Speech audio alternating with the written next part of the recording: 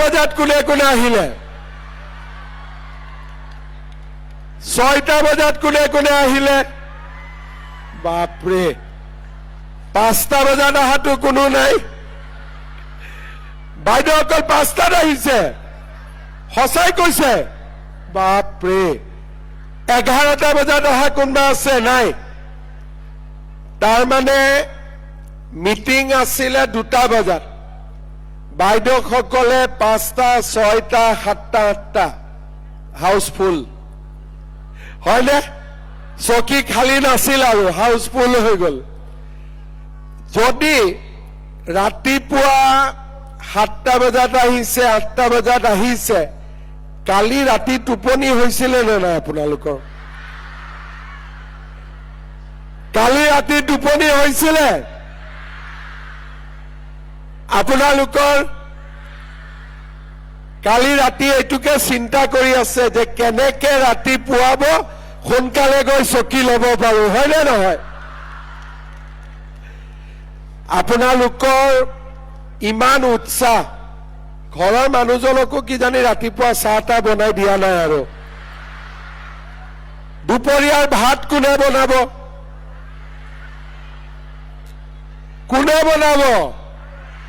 নাজানো এটা মই ৰিকুৱেষ্ট কৰো আপোনালোকে ৰাতিপুৱাৰ চাহু মানুহজনক নোখোৱালে দুপৰীয়াৰ ভাতো নোখোৱালে এতিয়া বেয়াটো মুখহে পাব গতিকে ৰাতি গৈ পেলাই আজিৰ ভাতটো ভাল কৰি বনাই খুৱাব গৰম গৰম হ'ব ৰাতিৰ ভাতটো ধুনীয়াকৈ বনাই খুৱাব হ'বনে নহ'ব ঠিক আছে অন্তত মোক ইমান বেয়া নাপাব আৰু নহলে আজি আমাৰ এই উদ্যমিতা অভিযানৰ সোণাৰী সমষ্টিত পুঁজি বিতৰণত উপস্থিত সন্মানীয় মন্ত্ৰী যোগেন মহান ডাঙৰীয়া সোণাৰী সমষ্টিৰ সন্মানীয় বিধায়ক ধৰ্মেশ্বৰ কোঁৱৰ ডাঙৰীয়া প্ৰাক্তন সাংসদ তপন গগৈ ডাঙৰীয়া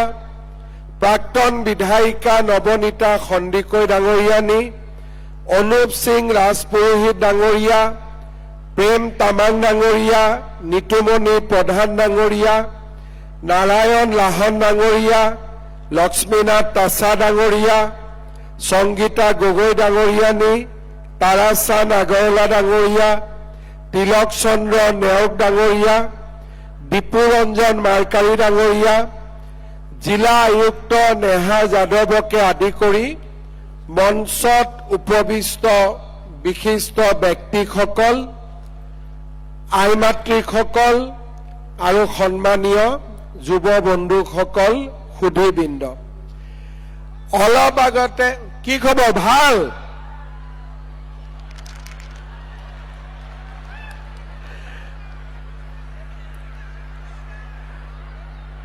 অলপ আগতে ৰাতিপুৱা মই শিৱসাগৰত আছিলো আৰু শিৱসাগৰত মহিলা উদ্যমিতা অভিযানৰ পুঁজি বিতৰণ কৰিছিলো আজি এতিয়া আমি সোণাৰী সমষ্টিত পুঁজি বিতৰণ কৰিম অহাকালি মই নাজিৰালৈও আহিম আজিৰ সভাখন হল আমাৰ 107 নম্বৰ সভা তাৰ মানে অসমত 126টা বিধানসভা সমষ্টি আছে আমি এটা এটাকৈ সকলোতে গৈ পুঁজি বিতৰণ কৰিছিলো আৰু আজি আমি 107 নম্বৰ সমষ্টিত আহি উপস্থিত হৈছো তাৰ মানে আজিৰ সভাখনৰ পিছত মাত্ৰ 19টা সমষ্টি থাকি যাব আৰু এই সমষ্টি কেইটাও আমি অহা 4 দিন 5 দিনৰ ভিতৰত বিতৰণ কৰিলে উদ্যমিতা অভিযানৰ এটা ডাঙৰ পৰ্যায় সুকলমে পাৰ হৈ যাব আমাৰ সোণাৰী সমষ্টিত 28,296 গৰাকী মহিলা এই আঁচনিৰ জৰিয়তে উপকৃত হ'ব। আজি মোক অফিচৰ পৰা জনাইছে যে অনুপস্থিতি একেবাৰে নাই। প্ৰায় 29,000 আই মাতৃ ইয়াতে উপস্থিত আছে। আপোনালোকেও চিন্তা কৰক, ময়ো মোৰ অভিজ্ঞতাৰ কথা কৈছো। 2001 চনত মই প্ৰথম MLA হৈছিলো আৰু 1 চনৰ পৰা অসমৰ চুকে কোণে মই মিটিং কৰিছো। সোণাৰীতো মই 20 বাৰ মানটো আহিছোৱে, কিন্তু এনেকে 29,000 মহিলাৰ কেতিয়াও দৰ্শন হোৱা নাছিল। আজি আমাৰ 29,000 মহিলা একেলগে একেখন মঞ্চতে। আপোনালোকে কেতিয়াবা দেখিছিলে নেকি ইমান মহিলা? আমি এই যাত্ৰাত এতিয়ালৈকে 26 লাখ মহিলাক মই দৰ্শন পালো। আমাৰ মহিলাৰ গাত ভগৱানৰ শক্তি থাকে। আই মাতৃ বুলি ক'লেই আমি সদায় শক্তিৰ প্ৰতিনিধি বুলি ভাবো। আৰু 25 লাখ মহিলাক একেলগে দৰ্শন কৰিব পোৱা মোৰ কিমান ডাঙৰ ভাগ্য আছিলে, মই কথাৰে প্ৰকাশ কৰিব নোৱাৰো। মানুহটো বহুত দেখিছো, কিন্তু যোৱা 2 মাহত 25 লাখ মহিলাক এনেকৈ মনৰ 2 আষাৰ কোৱাৰ মোৰ সৌভাগ্য হ'ল। আৰু মই দেখা পাইছো মহিলাসকলে কথাখিনি শুনিছেও আৰু আগবাঢ়ি যাবলৈও সংকল্পও গ্ৰহণ কৰিছে। আমাৰ উদ্দেশ্যটো কি? আপোনালোকক মাতি আনিলো, 10,000 টকা দিলো, 2 দিন পিছত টকাও খৰচ হৈ গ'ল আৰু আমিও পাহৰি গলো। এইটো আমাৰ উদ্দেশ্য নহয়। আজি হৈছে আৰম্ভণি। তাৰমানে আজি যে আমি 28,000 মহিলা ইয়াত আহিলো, এইটো হ'ল আৰম্ভণি। শেষ কেতিয়া হ'ব? শেষ তেতিয়া হ'ব যেতিয়া আপোনালোক সকলোৱে লাখপতি বাইদেউ হ'ব পাৰিব। তাৰমানে মোৰ উদ্দেশ্য কি? মোৰ উদ্দেশ্য হ'ল আজি যিসকল মহিলাই 10,000 টকাকৈ লাভ কৰিব, তেওঁলোকক আমি আগবঢ়াই লৈ গৈ থাকিম। আমি আপোনালোকক প্ৰশিক্ষণ দিম, আমি আপোনালোকক বজাৰ দিম, আমি আপোনালোকক টকা দিম, পুঁজি দিম, আৰু আমি আপোনালোকক আগবঢ়াই লৈ গৈ থাকিম। আমাৰ অনুৰোধটো কি হ'ব? আজি আপোনালোকে চিন্তা কৰক, 32 লাখ মহিলাক 10,000 টকা দিওঁতে আমাৰ কিমান যাব? 3,200 কোটি টকা। অলপ আগতে মোক শিৱসাগৰত এজন সাংবাদিকে সুধিছিল যে এই টকাখিনি পানীত নপৰিব নেকি? মই তেওঁলোকক কৈছিলো, মহিলাৰ হাতত যদি আমি টকা দিওঁ আৰু মহিলাসকলক যদি আমি বুজাই দিওঁ, এই টকা কেতিয়াও পানীত নপৰে। মহিলাসকলৰ ওপৰত মোৰ বিশ্বাস আছে। আজি আপোনালোকে অকণমান ভাবি চাওক, আমাৰ সমাজত 50% মহিলা আছে, 50% পুৰুষ আছে। আগতে কি আছিলে? পুৰুষে কাম কৰে, মহিলাসকলে ঘৰৰ কাম চোৱা চিতা কৰে। তাৰ মানে সমাজত 100 জনৰ 50 জনেহে কাম কৰে, বাকী 50 গৰাকী ঘৰৰ ভিতৰতে থাকে। তাৰ মানে 100 জনে মিলি আমি যি কৰিব পাৰো 50 জনে কিমান কৰিব, তাৰ আধা কৰিব পাৰিব। কিন্তু 100 জনে যদি একেলগে কিবা এটা কাম কৰিব আৰম্ভ কৰে, আমি 50 জনে যি কাম কৰিব 100 জনে তাৰ কাম দুগুণ কৰিব। ঘৰত গিৰিয়েক আৰু ঘৈণীয়েক আছে, গিৰিয়েকে কাম কৰে, ঘৈণীয়েক ঘৰত থাকে। কিন্তু যদি ঘৈণীয়েক গিৰিয়েক দুয়োগৰাকীয়ে কাম কৰে, ঘৰখনত উপাৰ্জন বাঢ়িব, মহিলাগৰাকীৰ সন্মান বাঢ়িব। আমাৰ সমাজত আজিও উপাৰ্জন কৰা মানুহজনক গুৰুত্ব বেছি দিয়া হয়। যাৰ বেংকৰ একাউণ্টত টকা আহে, যোনে দৰমহা পায়, যোনে উপাৰ্জন কৰে, সমাজে তাক আগত স্থান দিয়ে। আৰু যোনে উপাৰ্জন নকৰে তেওঁক সমাজে দ্বিতীয়ত স্থান দিয়ে। উপাৰ্জন কৰা মানুহজনে সদায়েই উপাৰ্জন নকৰা মানুহজনৰ ওপৰত নিজৰ নৈতিক অধিকাৰ সাব্যস্ত কৰে যে তোক মই খুৱাই আছো। কিন্তু যদি আমি ক'ব পাৰো যে ঘৰখন চলোৱাত মোৰো এটা ভূমিকা আছে, তেতিয়া যিজন মানুহে ভাবে মই উপাৰ্জন কৰি আছো, সেই মানুহজনে ভাবিব যে মই অকলে উপাৰ্জন কৰা নাই, মোৰ ঘৰৰ মানুহজনীয়েও চেষ্টা কৰিছে। তেতিয়া ঘৰৰ পৰিৱেশ পৰিৱৰ্তন হয়, নাৰী সবলীকৰণ হয়, সমাজখন আগবাঢ়ি যায়। আজি আমাৰ অসমত 36 লাখ মহিলা আত্মসহায়ক গোটৰ লগত জড়িত হৈ আছে। এই গোটবিলাক যেতিয়া গঠন হ'ল, মহিলাসকলে প্ৰথমবাৰ ঘৰৰ বাহিৰত ওলাব আৰম্ভ কৰিলে। সৰু সৰু ব্যৱসায় হাতত ল'লে, কোনোবাই গামোচা বনাইছে, কোনোবাই পিঠা পনা বনাইছে, কোনোবাই আচাৰ বনাইছে, কিবা কিবি সৰু সুৰা কাম আৰম্ভ কৰিলে। চাওঁতে চাওঁতে 8 লাখ মহিলা লাখপতি বাইদেউ হ'ল।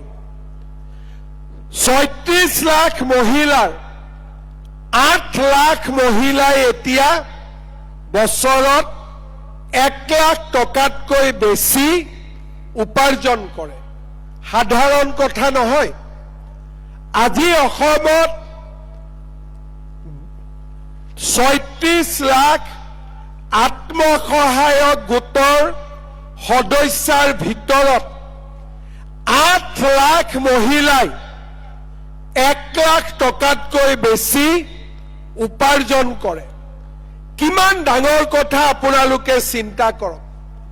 আমাৰ অসমত কিমান ডাঙৰ পৰিৱৰ্তন হৈছে।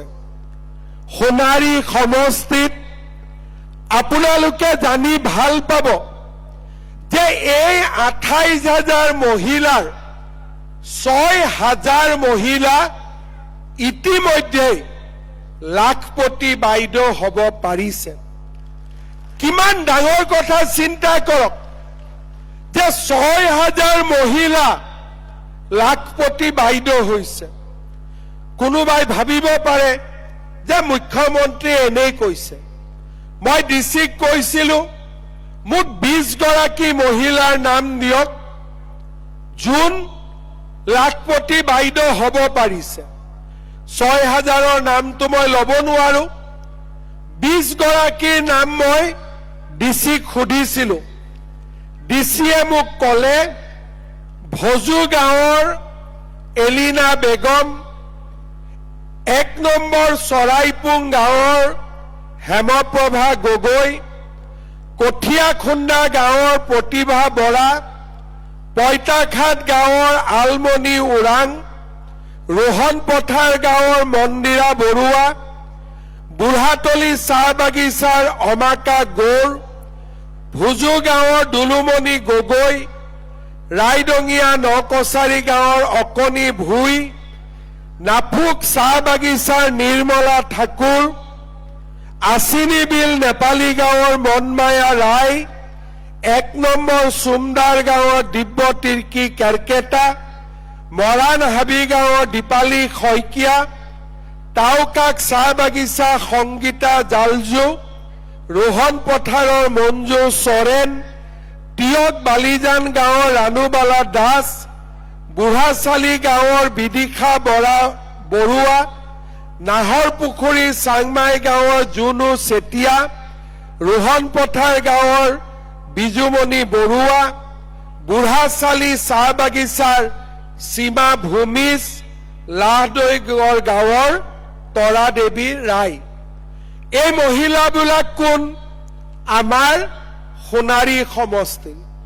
মই নাম ললো কিমানৰ? 20 গৰাকীৰ। এনেকুৱা মহিলা কিমান আছে? 6000।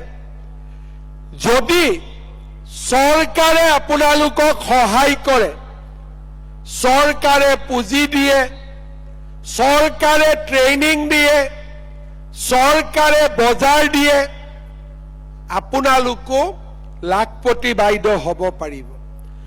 আজি যে ইয়াত আমি আহি গোট খাইছো, কিয় গোট খাইছো? যে আপোনালোকক লাখপতি বাইদেউ হোৱাৰ এটা ৰাস্তা দেখুৱাবৰ কাৰণে। আজি চৰকাৰে আপোনালোকক 10,000 টকাৰ এখন চেক দিব। চেকখন বেংকত জমা দিলে আমাৰ বেংকৰ একাউণ্টত 10,000 টকা জমা হ'ব। কিছুমান মহিলাই আকৌ চেকখন বেংকত জমা নিদিয়ে, টেবুলত থৈ দিয়ে, বোলে চেকখন চাই ভাল লাগে সেইকাৰণে জমা নিদিয়ে। কেইদিনমান আগতে টেবুলত চেকখন থৈ দিওঁতে এগৰাকী মহিলাৰ চেক নিগনিয়ে কাটি দিলে। ফেচবুকত বাইদেউজনীয়ে কান্দি আছে যে মামাক খবৰ দিব লাগে, মোৰ চেকখন নিগনিয়ে খাই দিলে। তেতিয়া মই কলো, বাইদেউ চেকখন কিয় ৰাখি থৈছিলে? বোলে বেংকত দিব খোজা নাছিলো, নিজৰ নামটো আছে চাই ভাল লাগে, ৰাখি থৈ দিছিলো। যি নহওক, আপোনালোকে চেকখন বেংকত দিব, টকাটো আপোনালোকৰ একাউণ্টত আহিব। এতিয়া আমি টকাটো কেনেকে খৰচ কৰিম? আপোনালোকে ফৰ্ম ফিল আপ কৰোঁতে কোনোবাই লিখিছে গাহৰি পালন, কোনোবাই লিখিছে ছাগলী পালন, কোনোবাই লিখিছে দুগ্ধ উৎপাদন। এনেকে আপোনালোকে গাহৰি, কুকুৰা, ছাগলী, লেয়াৰ মুৰ্গী, হাঁহ এনেকে আপোনালোকে ফৰ্মত লিখিছে। মই 3টা ৰাস্তা আপোনালোকক দিম। প্ৰথম 10,000 টকাটো আমি পালো। আমাৰ গ্ৰুপত 10 গৰাকী মহিলা আছে। 10,000 যদি আমি গোটৰ একাউণ্টত জমা দিওঁ, আমাৰ 1 লাখ টকা হ'ব। 25,000 কৰি 4 গৰাকীক লোন দিলো, তেওঁ কাম কৰিলে, সুদ ঘূৰাই দিলে। নহলে 10 গৰাকীয়ে একেলগে আমি কিবা এটা কাম হাতত ললো। বহুতো মহিলাই ভাবিব যে আমি গোটত নিদিওঁ, নালাগে। কি কৰিব? 10,000 টকাটো লৈ আপোনালোকে নিজে কিবা এটা কৰক। গাহৰি পোহক, ছাগলী পোহক, হাঁহ কুকুৰা পালন কৰক, চিলাই মেচিন, মৌ-মাখি পালন কৰক, গাঁৱত সৰু দোকান এখন দিয়ক। যেনেকে ভাল দেখে আপোনালোকে 10,000 টকাটো ব্যৱহাৰ কৰক। 3 নম্বৰ, কিছুমান মহিলাই কব যে মোৰটো ভয় লাগে টকাটো যদি নোহোৱা হৈ যায়।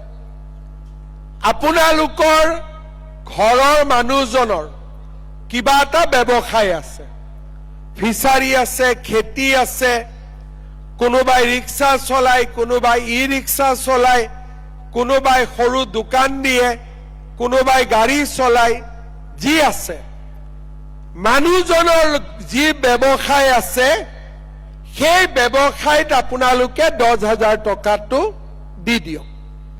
ঘৰৰে পইচা, ঘৰৰ কামতে ব্যৱহাৰ হ'ল।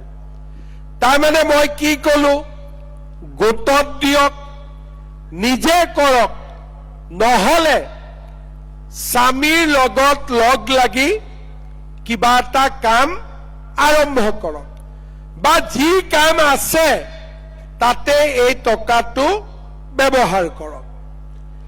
7 মাহ পিছত, 8 মাহ পিছত আমি আপোনালোকৰ ওচৰলৈকে আহিম। ক'ত যাম? আপোনালোকৰ ঘৰে ঘৰে যাম। চাহ তাহ খুৱাব আৰু গলে। ঘৰত গৈ আমি আপোনালোকক সুধিম যে বাইদেউ 10,000 টকাটো পাইছিলে নে? বোলে পাইছিলো। বোলে কি কৰিলে? পুৰণা মোবাইলটো বেয়া হ'ল, নতুন মোবাইল এটা কিনিলো। কি কৰিলে? বোলে বিহু আহিলে কাপোৰ কিনিলো। ভাল কথা। পৰীক্ষাত ফেল। আৰু এগৰাকী মহিলাৰ তাত গলো। বোলে কি কৰিলে? বোলে আমি 10 জনীয়ে লগ লাগি গ্ৰুপৰ জৰিয়তে টকাটো খৰচ কৰি আছো। পৰীক্ষাত পাছ। বাইদেউ কি কৰিলে? বোলে আমাৰ টকাটো দি মই গাহৰি কিনিলো, লেয়াৰ কৰিলো, মই ব্যৱসায়ত টকাটো বিনিয়োগ কৰিলো। পৰীক্ষাত পাছ। তাৰ পিছত বাইদেউ কি কৰিলে? বোলে মোৰ মানুহজনৰ বজাৰত দোকান এখন আছে, তাতে 10,000 টকাটো দিলো, এতিয়া দোকানখন ভাল কৰি চলিছে। পৰীক্ষাত পাছ। ফেল বিলাকক নামাতো,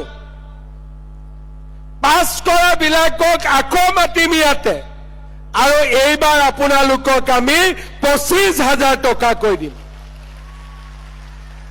ভাল হবনে বেয়া হব? অলপ লাহেকৈ কৈছে, বেয়া হব নেকি? ভাল হবনে বেয়া হব? এতিয়া মোক কওক, 25,000 লব পৰা ইয়াত মহিলা কোন কোন আছে? হাত ডাঙক। চবে হাত ডালি দিলে এখন। চবে পাছ কৰিব? ঠিক আছে, এবছৰৰহে কথা, মইতো গমেই পাম পাছ কৰিব নে নাই। পাছ কৰিবতো? ঠিক আছে। যেতিয়া আমি 25,000 টকা দিম তৃতীয় বছৰত, ভালকৈ শুনিব, 10,000 দিলো প্ৰথম বছৰ, দ্বিতীয় বছৰ দিলো 25। তৃতীয় বছৰত আমি আপোনালোকৰ ঘৰত আকৌ আহিম। বাইদেউ 10,000 পালে? বোলে পালো। বোলে 25 পালে? বোলে পালো। কিমান হল? 35,000। কি কৰিলে? বোলে যিটো ব্যৱসায় আৰম্ভ কৰিছিলো তাতে এতিয়া আমি 25,000টো লগাই দিলো, আমাৰ ব্যৱসায়টো এতিয়া ভাল হৈছে। তেতিয়া আমি আপোনালোকক তৃতীয়বাৰৰ বাবে আকৌ মাতিম। ৰাতিপুৱা 5টাতে আহিব সেইবাৰ, কাৰণ তৃতীয়বাৰ আমি আপোনালোকক সকলোকে 50,000 টকাকৈ আমি আপোনালোকক দিম। 10,000 লব যদি 6টা বজাত আহিছে, 25,000 লব 5টাত আহিব লাগিব। 50,000 লব কেইটাত আহিব লাগিব? 4টা বজাতে আহিব লাগিব। হব? এতিয়া 10, 25 আৰু 50 আপোনালোকে যদি ভাল কৰি খৰচ কৰে, অন্তত 28,000ৰ ভিতৰত 15,000 মহিলা লাখপতি বাইদেউ হৈ যাব। হবনে নহব? সেই কাৰণে এই আঁচনিখন কেৱল মাত্ৰ 10,000ৰ আঁচনি নহয়, আপোনালোকক লাখপতি বাইদেউ বনাবৰ কাৰণে এই আঁচনিখন আমি নিৰ্মাণ কৰিছো। গৰম লাগে অলপ, ভাল কৰি জাপি থবি হা। ধৰ্মেশ্বৰ কোঁৱৰে দিছে, ভাল কৰি ৰাখ। ধৰ্মেশ্বৰ কোঁৱৰে মিটিংখন ভাল কৰি অৰ্গেনাইজ কৰিছে, হয় নে নহয়? দিয়ক ধৰ্মেশ্বৰ কোঁৱৰৰ কাৰণে এটা তালি বজাই দিয়ক। এতিয়া এই মাহত পালো 10,000 টকা, ভৱিষ্যতে পাম 25-50। কিন্তু অৰুণোদয় পাই থকা সকলে এই মাহত কিমান পাব আকৌ নতুন কৰি?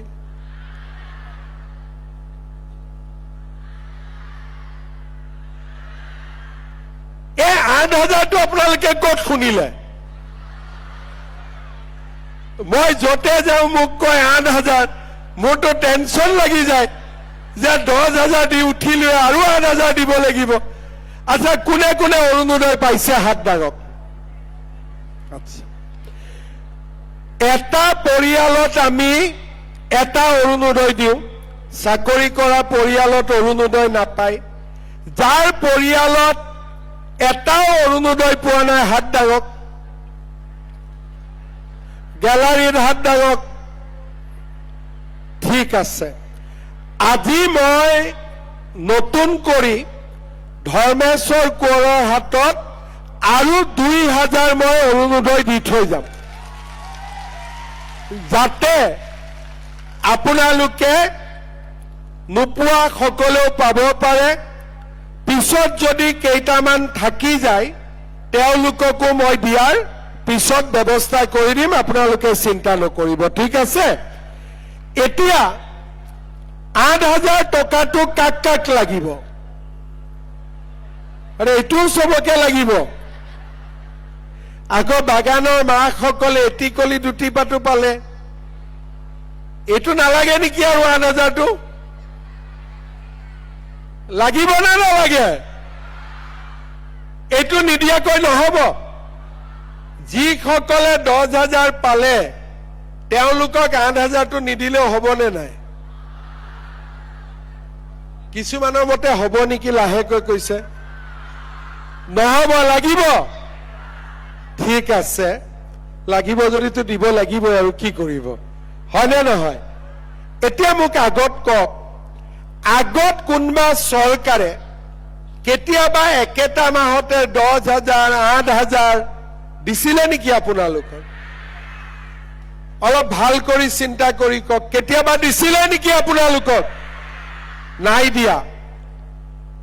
বিনামূলীয়া চাউল আগতে কোনোবাই দিছিলে নেকি আপোনালোকক?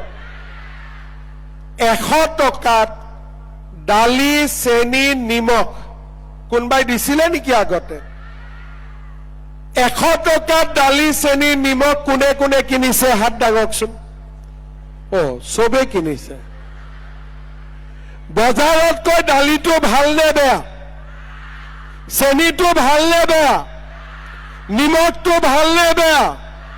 আৰু কি লাগিব আপোনালোকক? কি লাগিব আৰু? মই ঠিকে শুনিছো নে মিঠাতেল বুলি কৈ আছে? হয়। আচ্ছা, যদি আপোনালোকক মিঠাতেল লাগে 1 লিটাৰ লাগিব না আধা লিটাৰ? 1 লিটাৰ? বাপৰে। ঠিক আছে, মইতো মনতে বিচাৰো চাউলো বিনামূলীয়া হ'ব লাগে, চেনি, নিমখ, দালি, মিঠাতেলো বিনামূলীয়াই হ'ব লাগে, 100 টকাটো উঠি যাব লাগে। ভাল হ'ব নে বেয়া হ'ব? আচ্ছা, এতিয়া আচল কথাটো কওক। এইবিলাক পাবৰ কাৰণে এবাৰ ইলেকশ্যনত কাক ভোট দিব লাগিব? কাক ভোট দিব লাগিব? কংগ্ৰেছে আমাক কি দিছিলে? কি দিছিলে?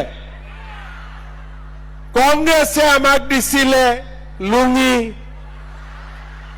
ধুতি সূতা কম্বল আঁঠুৱা হয়নে আকৌ লুঙি ধুতি সূতা কম্বল পাবৰ কাৰণেও কংগ্ৰেছত আকৌ 2 পইচা দিবই লাগিছিলে এতিয়াতো একো নালাগে মাটি আনিলো চেক দিলো আকৌ 20 তাৰিখে 8,000 টকা পুটুং কৰি বেংকৰ একাউণ্টত সোমাই যাব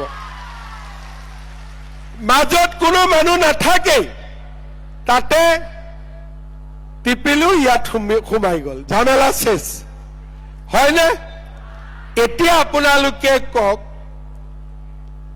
যদি অসমত বিজেপিৰ চৰকাৰ নাহিলেহেঁতেন এনেকে আপোনালোকে 10,000 টকা পালেহেঁতেন নেকি কক মনৰ পৰা কক জোৰ কৰে নাই মই অৰুণোদয় আঁচনি আহিলেহেঁতেন নেকি এনেকে দালি চেনিৰ নিমখ পালেহেঁতেন নেকি ছোৱালীবিলাকে নিযুত মইনা পালেহেঁতেন নেকি 1.5 লাখ ল'ৰা ছোৱালীয়ে 1 টকাও ঘোষ নিদিয়াকৈ চৰকাৰী চাকৰি পালেহেঁতেন নেকি কেতিয়াও নাপালেহেঁতেন কংগ্ৰেছে ভাবিছিল যে অসমীয়া মানুহ ধুতিৰ যোগ্য লুঙিৰ যোগ্য ইমানেই কিন্তু আজি আমাৰ চৰকাৰখনে ল'ৰা ছোৱালীক চাকৰি দিছে ল'ৰা ছোৱালীক নিযুত মইনা দিছে এই মাহতে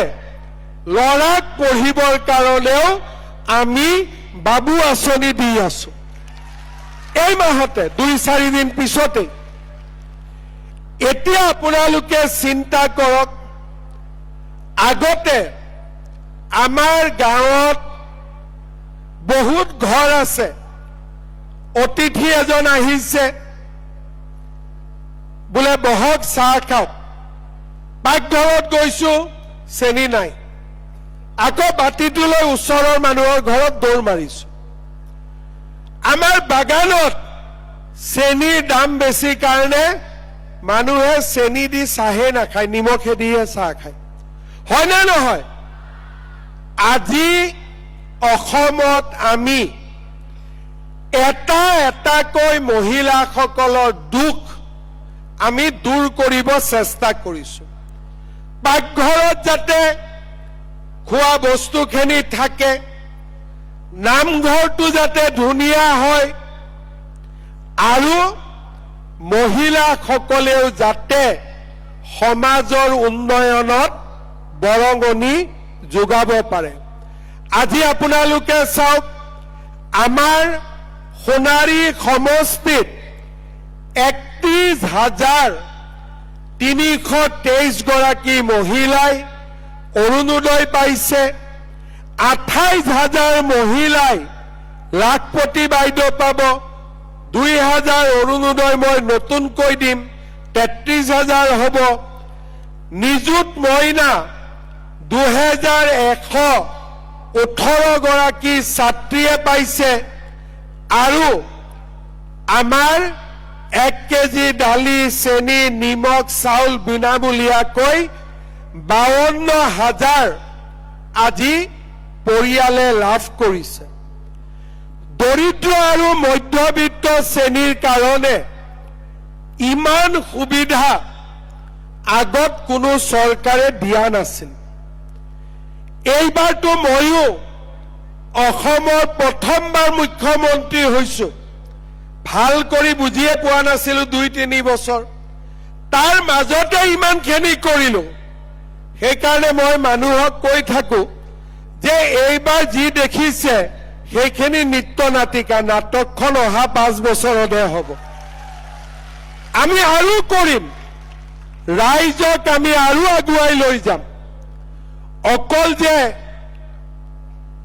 দৰিদ্ৰ আৰু মধ্যবিত্ত সমাজৰ কাৰণে আমি কাম কৰিছো তেনেকুৱাও নহয় আপোনালোকে চাওক সোণাৰী মামৰা শিৱসাগৰ জিলাত আছিল বিজেপি চৰকাৰে চৰাইদেউ জিলা নিৰ্মাণ কৰিলে বেলেগ কোনেও কৰা নাছিল বিজেপি চৰকাৰে কৰিলে বিজেপি চৰকাৰৰ দিনত চৰাইদেউ মৈদামে বিশ্ব ঐতিহ্যৰ স্বীকৃতি পালে আৰু আজি চৰাইদেউ মেডিকেল কলেজৰো নিৰ্মাণ প্ৰায় শেষ পৰ্যায়ত আহি উপনীত হৈছে।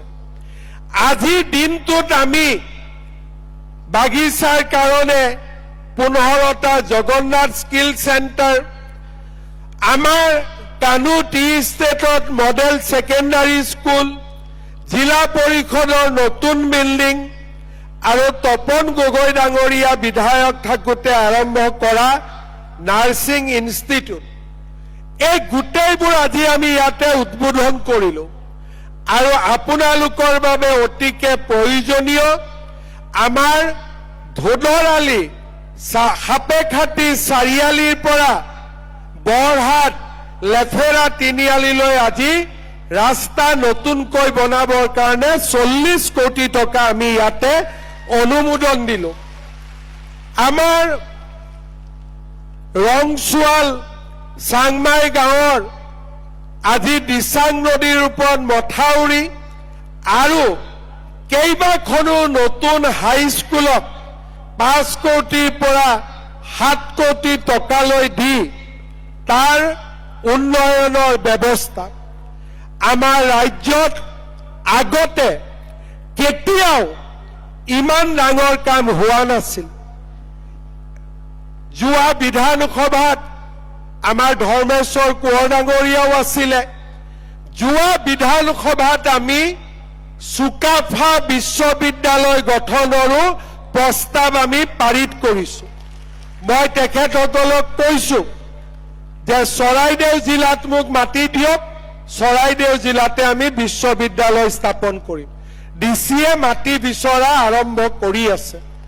মেডিকেল কলেজ, ইউনিভাৰ্চিটি, বিশ্ব ঐতিহ্য ক্ষেত্ৰ, আজি আমাৰ অবিভক্ত শিৱসাগৰ জিলাত শিৱসাগৰ বিশ্ববিদ্যালয়, ৰংঘৰৰ সৌন্দৰ্যকৰণ, অসম মালাৰ কেইবাটাও ৰাস্তা আৰু আপোনালোকৰ ওচৰৰে নামৰূপত সিদিনাখন প্ৰধানমন্ত্ৰী ডাঙৰীয়া আহি গ'ল, এমনিয়া ইউৰিয়া 10,000 কোটি টকাৰে নতুন ফেক্টৰী স্থাপন হ'ব। এই কামবিলাক আমাৰ অসমত কেতিয়াও আগতে হোৱা নাছিল। এই উন্নয়ন আৰু বিকাশৰ দুৰন্ত গতিক আমি ধৰি ৰাখিব লাগিব। মহিলা সবলীকৰণৰ কাৰণে আমাৰ যি আঁচনি, সেই আঁচনিবিলাকক আমি আৰু শক্তিশালী কৰিব লাগিব। অসমৰ মহিলা সমাজক আমি আৰু আগুৱাই লৈ যাব লাগিব।